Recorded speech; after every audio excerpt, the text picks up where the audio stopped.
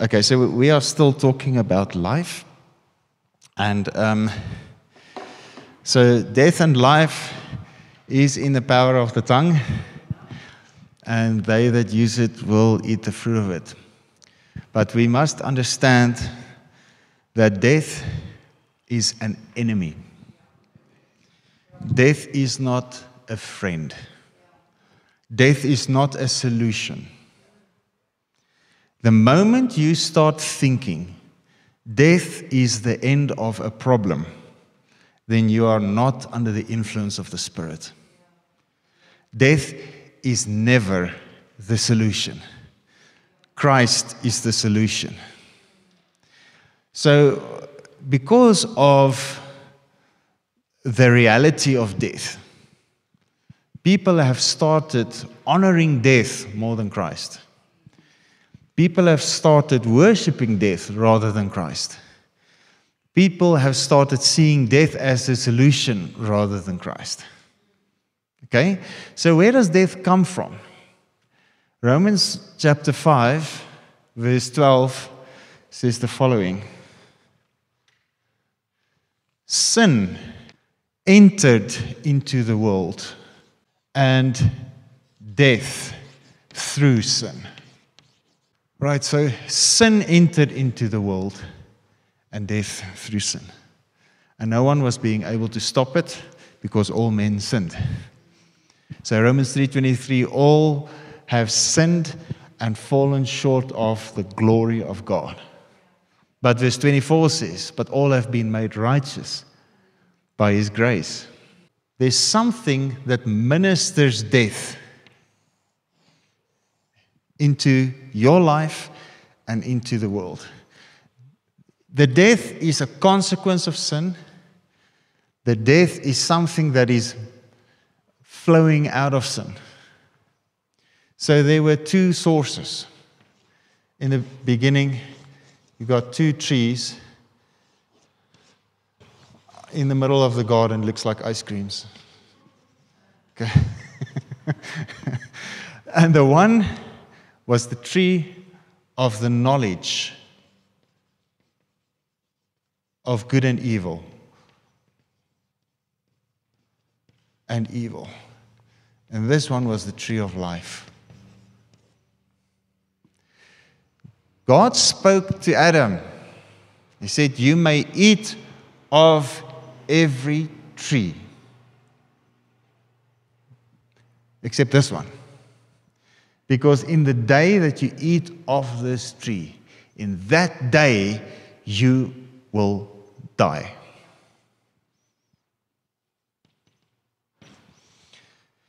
So why would people die when they eat of the tree of the knowledge of good and evil? Even God had the knowledge of good and evil. Why is it so deadly for us to partake of the knowledge of good and evil? It's because this causes us to be cut off from the source of life. Let me explain. God does not want us to lead ourselves according to knowledge that we find. God wants to lead us having all knowledge. So it's not about the knowledge. It's about being dependent on Him. And partaking of this tree is a declaration of independence. Partaking, seeking knowledge in order to guide yourself instead of finding direction from the Spirit of God. Those are the two opposing problems here. The one is not a problem. The two opposing forces. God wants us to live dependent on Him. He is the head and we are the body. And if we find our life in Him, remember Colossians 3 verse 4, as far as this world is concerned, we have died and our new real life is hidden with Christ in God. And when Christ, who is our life, appears, then you will appear with Him in the splendor of His glory. So If you take that back to Romans 3:23, all have sinned and fallen short of what? The glory. Where do you get the glory? When you find your life in Him, in Christ. He is the head, you are the body. You find your life is hidden. It's in the secret place. It's a mystery. But that mystery is revealed through you if you have contact with Him, if you are tuned in, if you are in relationship with Jesus. Life flows to you when you are engrafted into the tree or into the vine. Okay? So remember John chapter 15? I am the vine, you are the branches. If anyone abides in me and I in him, he will bear much fruit. Without me, you can do nothing. So if someone does not abide in the vine, he is thrown off like a broken off branch and that withers and is eventually thrown into the fire. So the abiding is the issue, not the knowledge. You can get maybe the same information elsewhere. It's not about the information. It's about what the source is. Do you know that the same information can be used by different personalities for different means? Okay? Certain information about, let's take just some topic. Nuclear fusion. One person gets the information and you get clean energy. No more pollution in the air and everyone's lights stay on and you get clean energy. And someone else gets the same equations and they make a bomb. Same information. Different plan. Okay. So I don't want to get into a philosophical discussion about bombs. Okay. I'm trying to prove a point here. James chapter 3, verse 13 says, "Who is there among you who is wise and intelligent? Then let him by his noble living show forth his good works with the unobtrusive humility which is the proper attribute of true wisdom." So it's about two different kinds of wisdom. So true wisdom has humility, and wisdom that is from beneath has pride. Have you ever been in a church where there's humility? Have you ever been in a church where there's pride? So the humility causes you to serve others.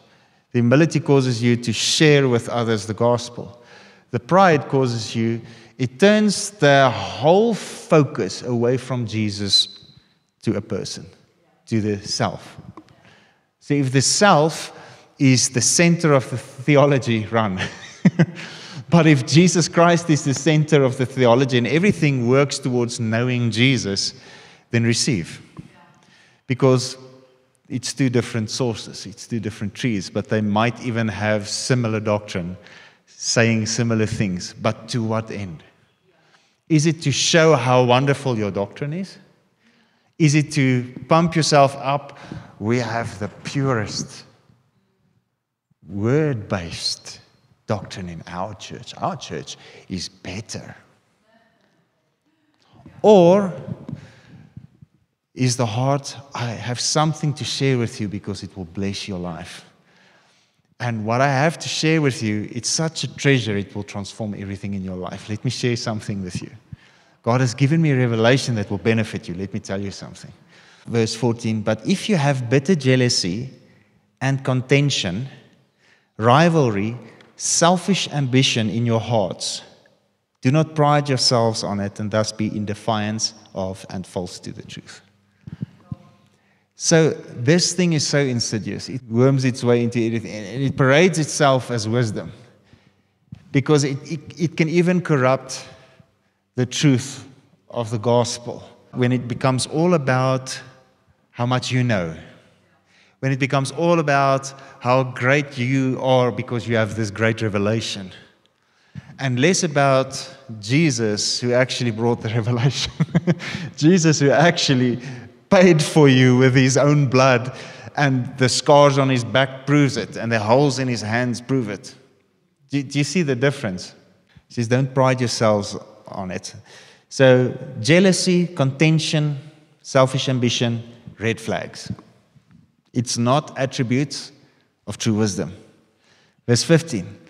This superficial wisdom is not such as comes down from above, but it is earthly, unspiritual, brackets in amplified animal, even devilish and demonical. For where there is jealousy and contention, and rivalry and selfish ambition, there will also be confusion, unrest, disharmony, rebellion, and all sorts of evil and vile practices. So, contention, jealousy, selfish ambition creates the atmosphere for vile practices to thrive. But humility and love and the fruit of the Spirit creates the atmosphere for the fruit of God to thrive. Okay? So we want the works that flow out of faith. We want the works that flow out of the Spirit. This is not about polishing our own egos to show everyone how good we are. This is about knowing Him and standing in relationship with Him so that we can get out of the picture completely and so that He can show Himself into this world to others who need Him. So every time you think you're great because you have a greater revelation of something, red flag. It's not about that. Do you see how the same information can be twisted into the wrong motive? Okay? So it's not the knowledge. Some of this knowledge is good. But it's the spirit behind it. It's selfish. It's only about yourself. Okay? This is self-sacrificing. Sacrificial love, as demonstrated on the cross. So that's the difference between the two. And this one, because it's selfish, it's not honoring someone else. It's not honoring Christ. And this one only honors Christ, and He is our source of life. This one brings life. This one brings death. The wisdom from above, verse 17, is first of all pure. So if something is not pure, get it out of your life. You can twist grace to the power of 1,000. But if something is not pure, it's not pure. You can try and make grace justify the pet thing that you want to keep in your life in secret all you like. But if it's not pure, it's not pure. Okay? So this wisdom is pure. It's undefiled. It's peace-loving. So it's not contentious. It's courteous, considerate, and gentle. It's willing to yield to reason. It's full of compassion and good fruits. It is wholehearted and straightforward, impartial, unfeigned, free from doubts, wavering, and insincerity. And the harvest of righteousness, of conformity to God's will in thought and deed, is the fruit of the seeds sown in peace by those who work for and make peace in themselves and in others. That peace which means concord, agreement, and harmony between individuals with undisturbedness in a peaceful mind, free from fears and agitating passions and moral conflicts. Okay, there we go with the Amplified. Death and life is in the power of the tongue. But the tongue can say exactly the same sentence. But it can mean death or it can mean life. The question is, what's the source? Okay? So you can sit here in this place and you can make everything about yourself and find knowledge with which to promote yourself in other circles because you got some revelation, because you heard something out of the Word. that will produce death. Or you can sit in the same service with a heart to know Jesus, with a heart to get rid of all the junk and to step into something that God has for you. The same message, the same context. So the question is it about ourselves or is it about Him? Okay? Are we willing to listen to the Holy Spirit when He calls out certain things in our lives? Or do we want to insist on keeping it there because grace? Or because, it's not, no one knows, it's not going to hurt anyone. It's going to hurt you. But also, it's going to hurt everyone that partakes of what flows out of your life. Because it's like leaven, a little leaven. Leavens the whole lump. All right? So, if we form a culture where we try to justify staying in the flesh, you can have the most beautiful revelations if that culture forms. There's a hardened heart and nothing happens. But if you take anything from the Word to say, okay, Lord, where can I adjust? How can I get closer to you? How can I get deeper into Christ? How can I see clearer? How can I hear better? How can I get rid of, I want my life to be pure, not seem pure. Okay? So that motive. Right, so people are so used to death that they don't even recognize it anymore.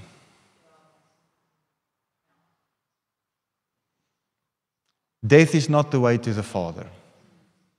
Oh, when we die and go to heaven, where do you find that in the Scripture?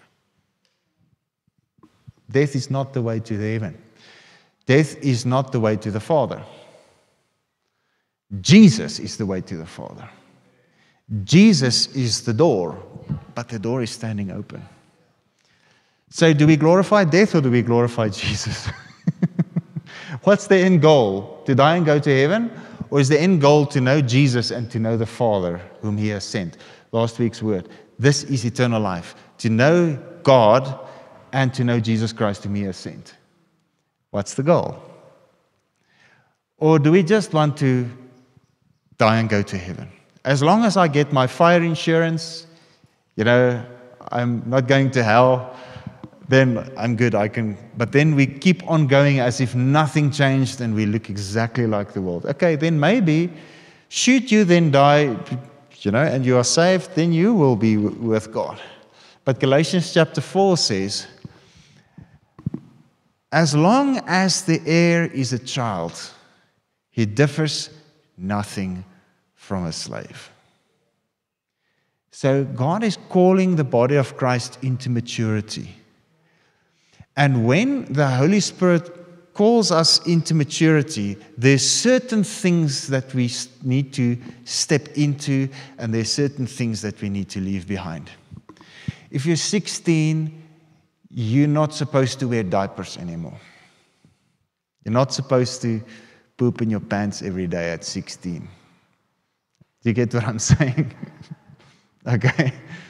So when we grow up, there's certain things that we mature into. It's fine for a baby. They're not supposed to know better. It's not fine at 40. Okay? So in the same way, maturity in Christ, there's certain things, and God is really, even right now, even if you've known Him 60 years and there's certain things that you haven't conquered in your life, it's okay. There's grace. But now receive. And take a small step, but take a step. Follow the Holy Spirit when He leads you. Because if you're not going to do what He has told you to do, how is He going to speak again and lead you into something greater? Sometimes people feel they don't hear His voice anymore. What happened? It's not that you don't hear, it's that you haven't done what He said. So if He calls you out of something, come out of it.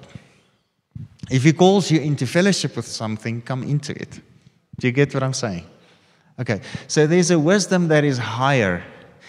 And we can know all the scriptures, we can quote all the scriptures. We can preach the most wonderful sermons. But somewhere we need to step out of the carnal and step into the spiritual. Out of fellowship with our own fleshly desires, sensuality, into fellowship with Christ, and to pursue what pleases Him and not pleases ourselves. So Romans chapter 8, that's verse 5, those who are according to the flesh do mind the things of the flesh. Now the Amplified says, those who are according to the flesh set their minds on and pursue the things which gratify the flesh.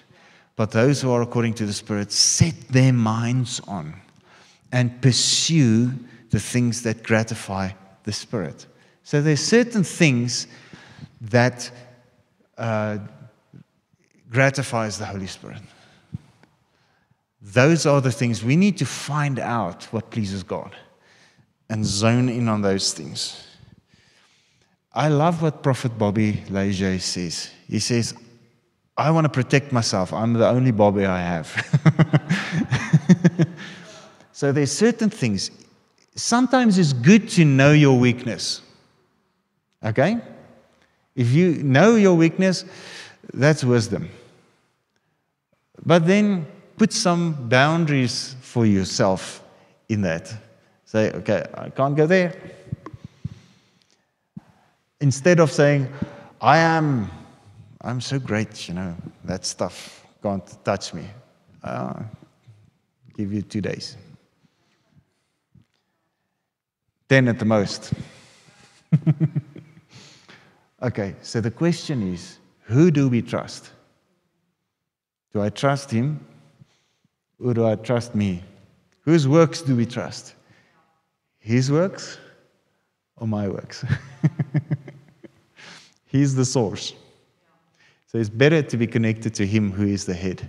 If you want life, this is what you need to pursue, Christ. But more specifically, His thoughts. Because He's invisible, so the interface is going to be on a sanctified imagination. You're going to know Him inwardly. You're going to know Him through thoughts, through the Word, through the holy emotions of the Spirit. You're going to know Him from the inside.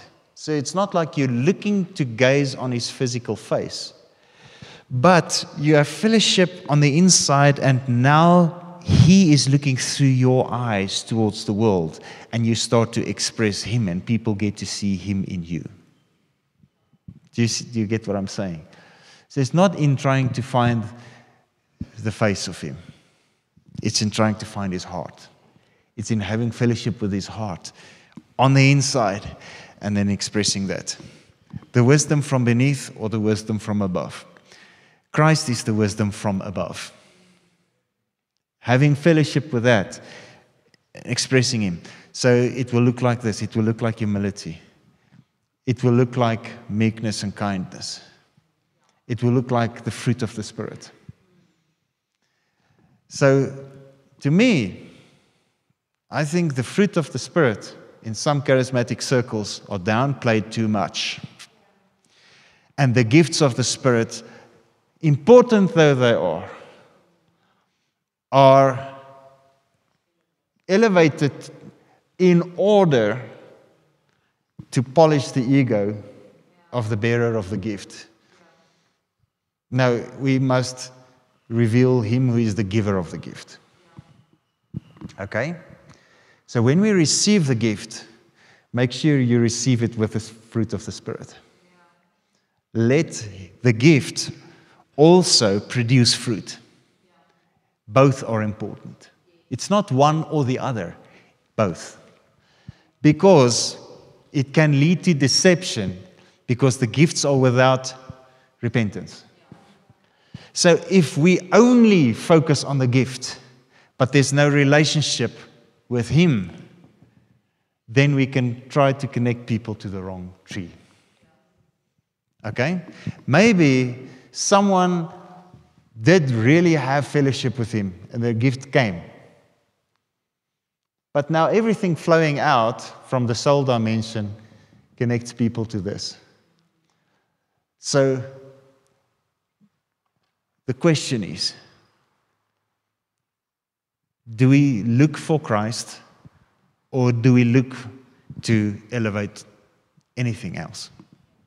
Okay, so Jesus is the way to the Father. My role is to make things clearer for you to know Jesus easier, to know Him better. My role is not to replace the relationship. Okay?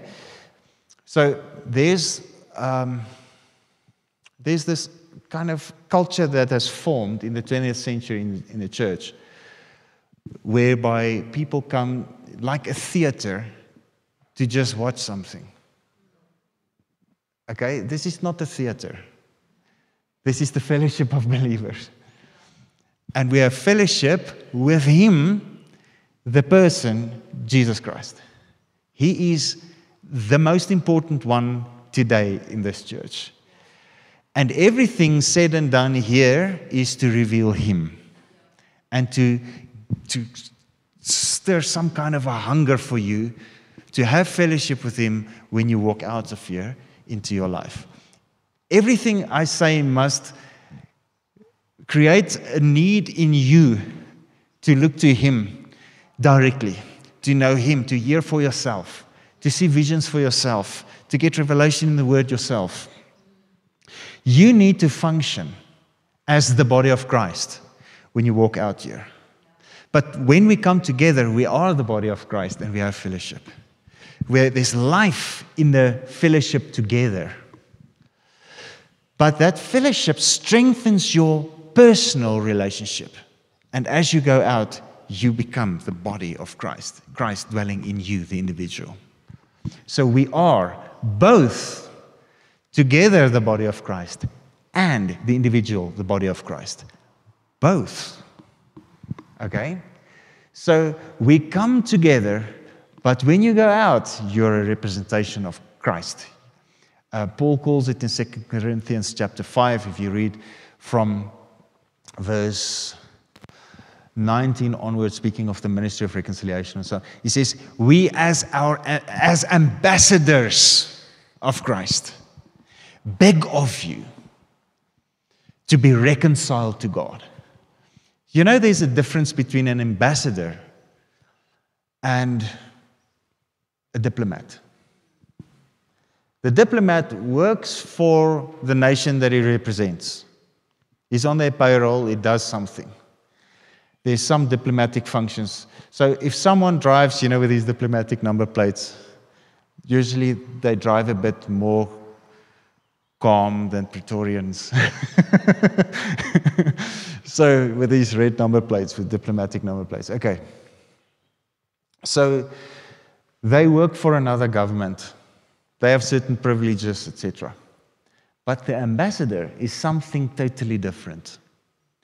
The whole nation vests in them as they go along. So a diplomat of a nation, if you slap a diplomat, I do not condone it, okay, but if you do, it would be assault.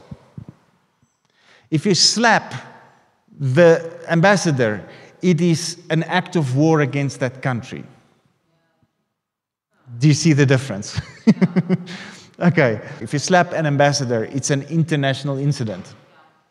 If you slap a diplomat, it's assault. Both is not good. Okay, so you, as an ambassador of Christ in this world, the kingdom of God is on the inside of you. We give expression to the authority of Christ, the King. The body of Christ, the King. As we speak, Christ speaks. We're not speaking of our own, out of ourselves. So that's why Jesus said, walking on this earth, He said, if you have seen me, you have seen the Father. He said in John 14, if you've seen me, then Thomas said, show us the Father. He said, have I been with you so long? You don't recognize me. Okay, show us the country. Here is the country right in front of you. Do you not recognize it? This is what it's about. Okay, so the kingdom of God is not by observance, it's not there, it's there. It's not like that. It's not like an earthly kingdom. The kingdom of God is inside you. But it's the same Spirit inside every individual which binds us together. One body with one head. We partake of the same bread, the bread of life. And that makes us one body. 1 Corinthians chapter 10. Okay? So when you persecute the church, you persecute Jesus.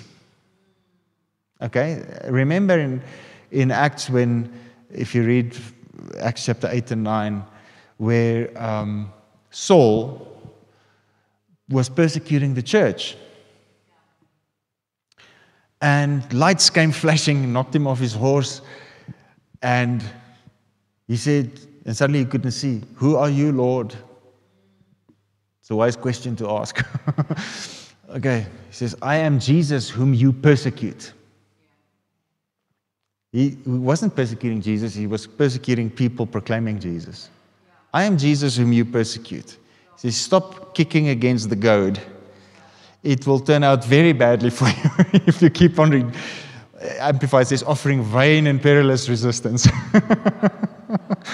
Okay, so we need to understand Christ is in us, and He takes it very personally if someone attacks us. So He wants to protect you. Okay, let's get back to the message. Tree. Once you were darkness, Ephesians 5, but now you are light in the Lord. So it's not once you were in darkness.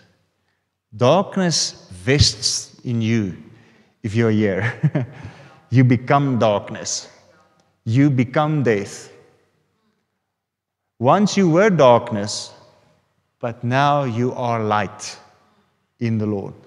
He is the Father of lights, plural, in whom there is no variableness or shadow cast in standing, James chapter 1.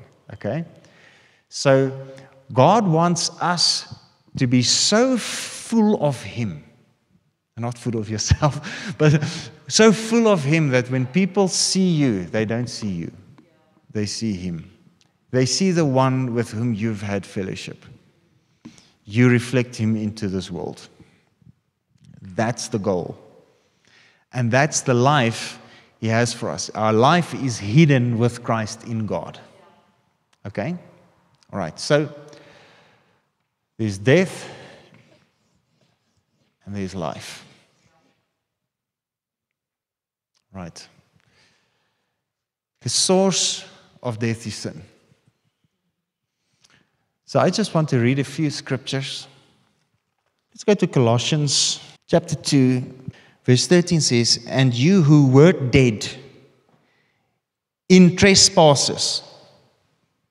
So where is the dead? The death, it's in trespasses. It's in fellowship with the knowledge of good and evil.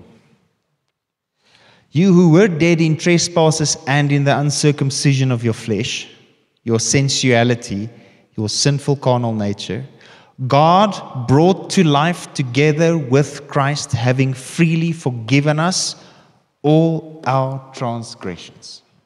Okay, let's look at that. You were dead. You've been made alive. So the death was in fellowship with transgression. You were made alive because He forgave your sins. Having cancelled, blotted out, wiped away the handwriting of the note, that's the law, with its legal decrees and demands which was in force and stood against us and hostile to us. This note with its regulations, decrees and demands He set aside, cleared completely out of our way by nailing it to His cross. So He took the note out of the way, which is the law. Right? By nailing it to His cross. God disarmed the principalities and powers that were ranged against us. So who were your enemy? The principalities and the powers. What was their weapon? The note, the law. God disarmed the principalities and the powers that were ranged against us, and made a bold display and a public example of them, in triumphing over them in him in the cross. So at the cross, the law was removed that stood against you. Right? And he disarmed the powers and the principalities.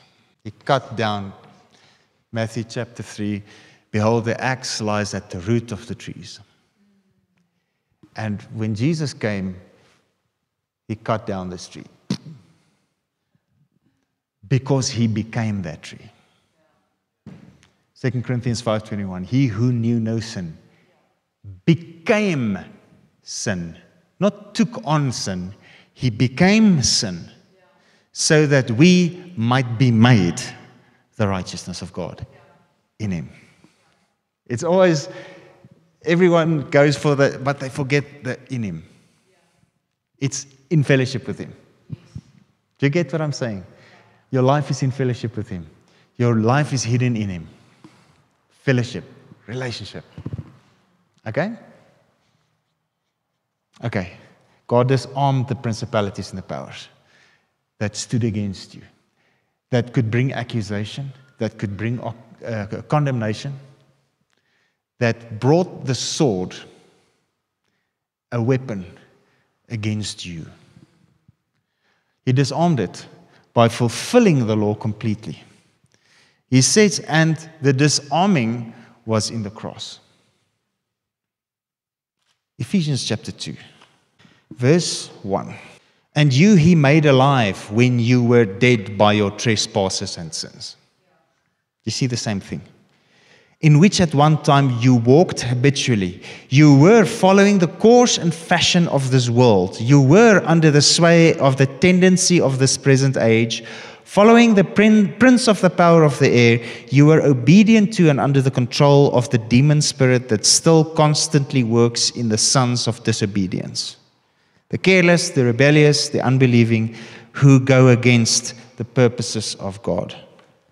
Among these, we as well as you once lived and conducted ourselves in the passions of our flesh. Do you see the passions of our flesh is part of the death description? You were dead, you were there. Okay. Our behavior governed by our corrupt and sensual nature, obeying the impulses of the flesh and thoughts of the mind. Okay, let's just quickly jump back to Romans 8, verse 5 and 6. Those who are according to the flesh, to mind the things of the flesh. Those who are according to the Spirit, to mind the things of the Spirit. Verse 6, the mind of the flesh, which is sense and reason without the Holy Spirit amplified, is death. So death means you were dead, you had the mind of the flesh, and you acted on it. Life means, then he continues, Romans 8 verse 6, the mind of the Spirit is life and peace, both here and hereafter. Do you see the difference? The mind of Christ is not an optional extra. It's not a nice to have. It's not something that you can brag about in your cell group. The mind of the Spirit is your new nature. Out of the mind of the Spirit flows the works of the Spirit. Out of the mind of the Spirit flows the power of the Spirit, flows the fruit of the Spirit, flows the gifts of the Spirit. Okay? So out of the mind of the Spirit is life and peace. So if we want life, we need the mind of the Spirit. If we want death, well, just keep on continuing in the mind of the flesh. Because it will manifest. So that's why I'm saying it's not sufficient to say, oh, the wages of sin is death, but the gift of God is eternal life in Christ Jesus. Okay, so the wages have been paid, great. But why do you still then have fellowship with the thing that caused death? He sets you free in order to live. He does not set you free in order to sin. He sets you free in order to live. Okay, so the sin is the instrument which ministers death. So what does it help? He went through all of it. Well, it does help the Spirit at least. But what does it help? He went through all of it to set me free from death, but now I actively embrace death in my minds and thoughts, in the transgressions and in the mind of the flesh, still embrace it in intimate fellowship and the life within. When He has set me free to live a life in fellowship with Him, His works, His thoughts, that lead to life. Do you see the difference? Let's take another scripture. 2 Corinthians chapter 3, verse 5 and 6. He says, the letter kills. So it's not only the pursuit of fleshly desires, it's also the pursuit of religion. The letter kills. Even the letter of grace, even the letter of the New Testament, it kills because it's void of fellowship with Him who is life. It's not about the information alone. It's about fellowship with Him who is the person. I can't say it enough. Okay, the letter kills, but the Spirit makes alive.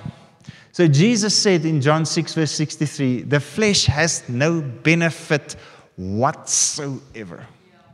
The words, see the relationship, the words that I have been speaking to you, not the words that you found written somewhere, not the words that someone told you somewhere, the words that Christ, Jesus, spoke to you, an individual, is spirit and life. Do you want life?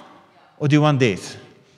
Is it only about the words and how great you are because you've got this wonderful revelation? Death, sorry. Or is it about Him and He revealed something so wonderful to me, it touched my heart, and I want to become that. That word finds entrance into my heart and it transformed me into His very own image. Because as we behold Him in the Word, in a glass, we are transformed into the very same image. So it's not about the information. Even the most wonderful New Testament revelations. Okay. Let your heart connect with Him. Set time aside for your heart to connect with Him. It's good. I'm not saying it's not good. It's good to see what the Word really says and to really study and to really go for it. Yes. Now I'm just saying, let the focus of it be, the end goal of all of this be fellowship with Jesus. And then live a life of fellowship with Jesus. Because without the fellowship, nothing you know matters. It's about faith in Him. It's about fellowship with Him. Okay. All right.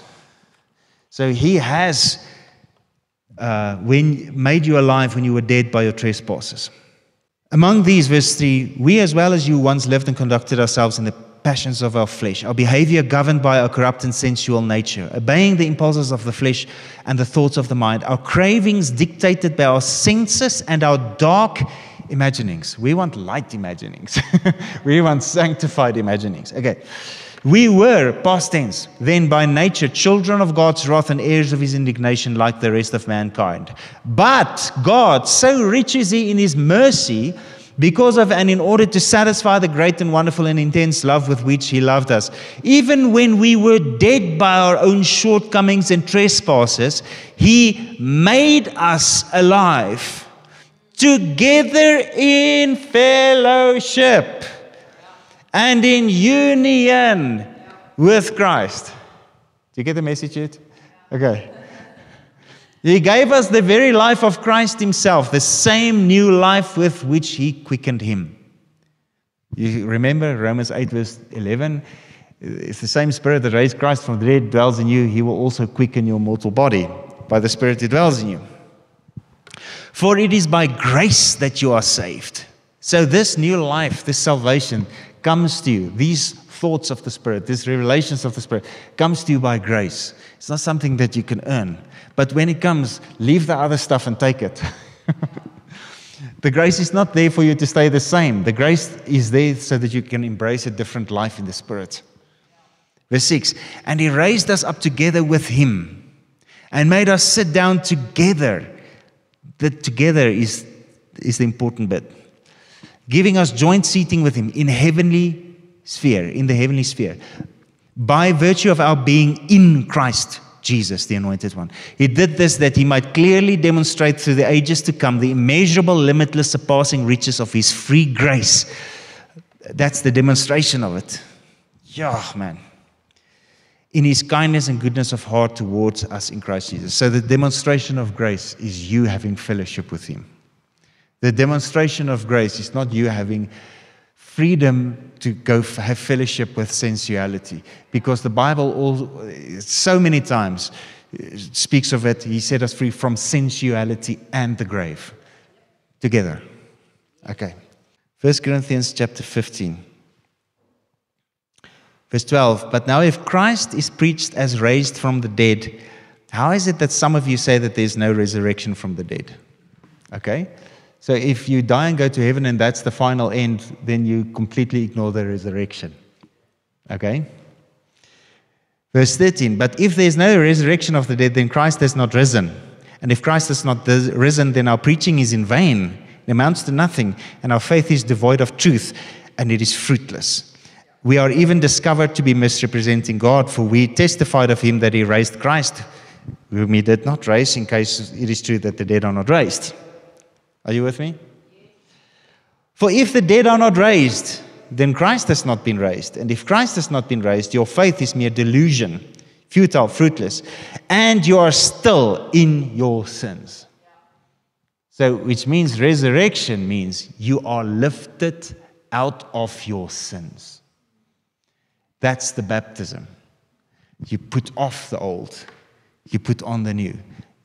What we touched on last week, Philippians chapter 3, even while in the body. Spiritual and moral resurrection that lifts you out from among the dead, even while in the body. Philippians chapter 3, verse 10, 11. And if Christ has not been raised, your faith is mere delusion. Verse 18. And further, those who have died in spiritual fellowship with Christ have perished and are lost. But we know that, John 3:16 says, that those, God so loved the world that he gave his only begotten Son, so that those who believe might not perish, but have what? Everlasting life, eternal life. So eternal life hinges on the fact of the resurrection. If there's no resurrection, there's no eternal life. But if there's resurrection, it means you have been taken out of your sin. You who were dead by your trespasses, he made alive in fellowship with Christ, who has been raised from the dead. Okay? So, I'm just going to refer to it. But Hebrews chapter 2 says, he took on the fleshly nature of human beings, that by going through death, he might make naught and of no effect him who had power over death, that is the devil, and to completely set free all those who through the haunting fear of death has been held in bondage throughout the whole course of their lives. Hebrews chapter 2, speaking of Jesus. He has completely destroyed him who had power over death, that is the devil. Okay? So what is the one thing that the devil causes in humanity? What's the one thing? Wisdom from beneath, sinful desire, and Eve took of the fruit because she looked at it and it was good for food in order to make one wise. And she partook of it and ate, and her eyes were opened. And she saw the wrong stuff. So death came to her through being tempted by a thought. The action flowed out of it. It's the mind of the flesh. Death comes through temptation and sin. We have been removed out of it. Not will be, have been. Have been. This is what happened at your baptism. You died. You were lifted out from the Adamic nature, from fellowship with sin, and you've been engrafted into the tree of life. So if any man is in Christ, 2 Corinthians 5:17, he's a new creation. The old, the law and the prophets, the old, the Adamic nature, is past. Behold. Behold. The fresh and the new has come. So we need to open our eyes. We need to see. We need our minds to be renewed so that we can be transformed. We need to partake of this new nature by looking at the face of Jesus Christ, by looking at the word that reflects him. Okay. So it's a question of death and life. It's a question of death and life. Do you want to live? Okay, then this is not optional. Right? The thing that we harbor in our lives in secret ministers and manifests death. But we have been called out of it into eternal life. In spirit, we've already passed over John chapter 5 out of death into life. Because we have the Son who is alive forevermore. Verse 20, but the fact is that Christ has been raised from the dead, and he became the first fruits of those who have fallen asleep in death. Okay, so Colossians 1 also says it is the firstborn from among the dead. Verse 21, for since it was through a man that death came into the world, it is also through a man that the resurrection of the dead has come. Adam, Christ. Okay? For just as because of their union in Adam all people die, so also by virtue of their union of nature shall all in Christ be made alive.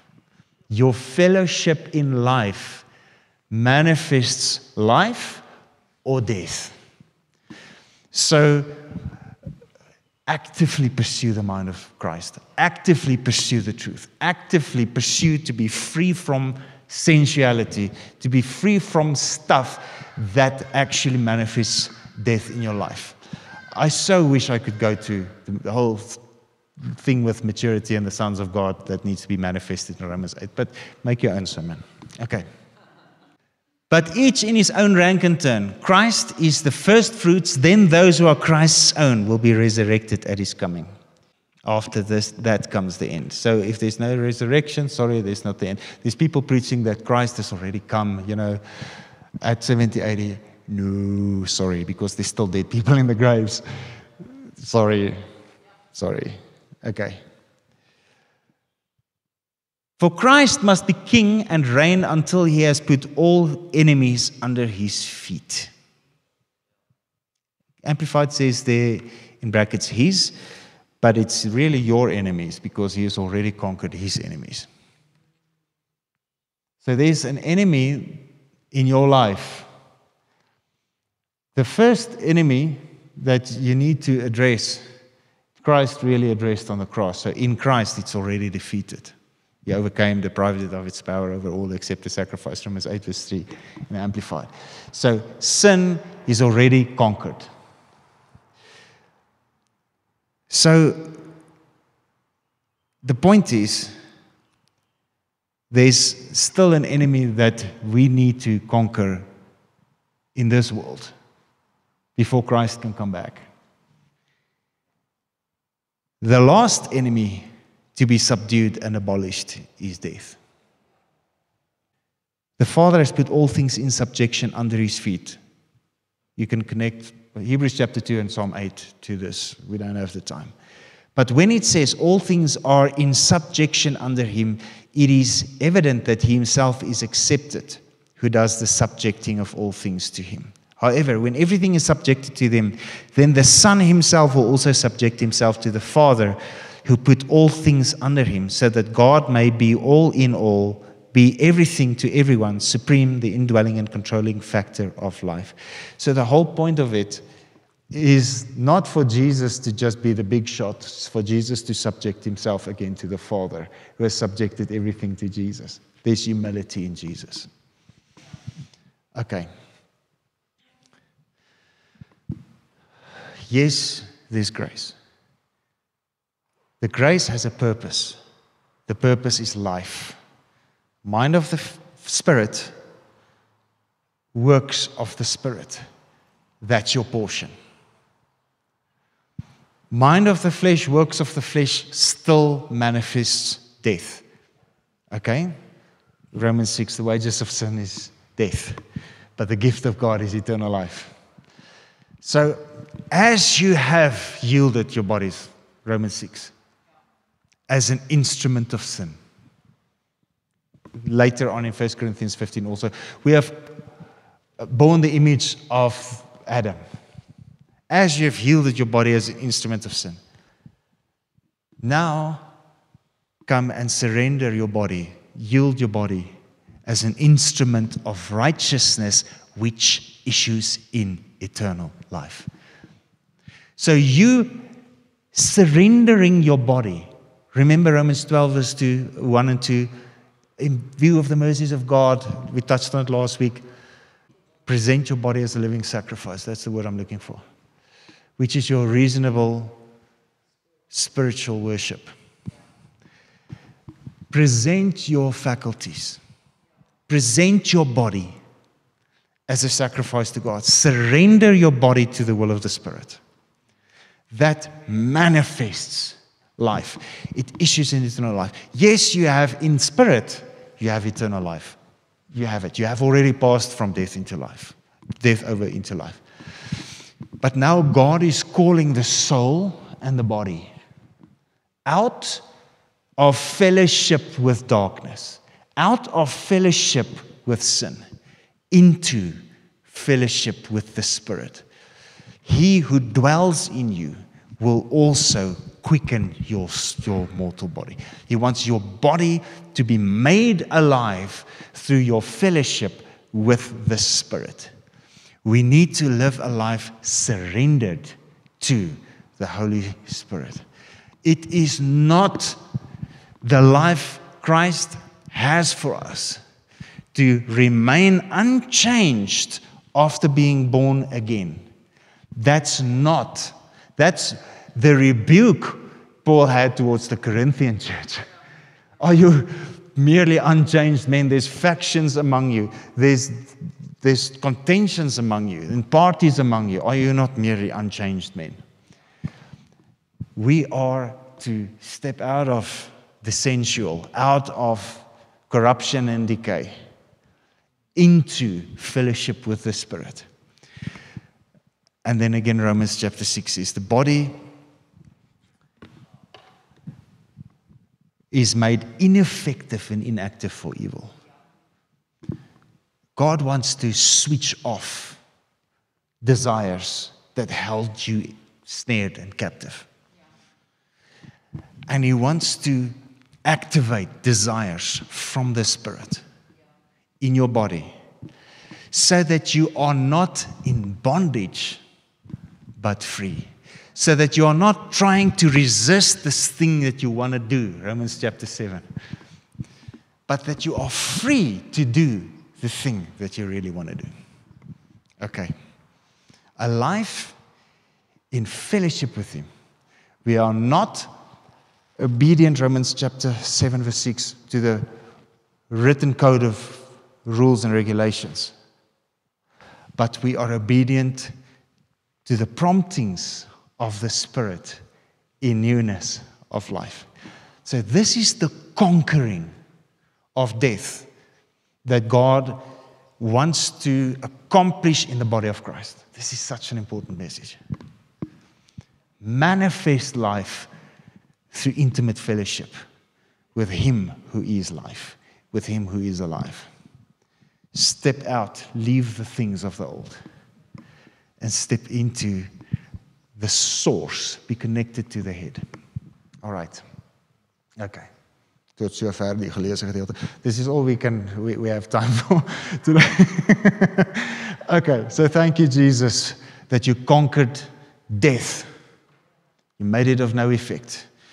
Now we pray, Lord Jesus, that life will manifest in your body to such an extent that death, the last enemy, will be completely destroyed and conquered in our lives, in our bodies, in Jesus' name.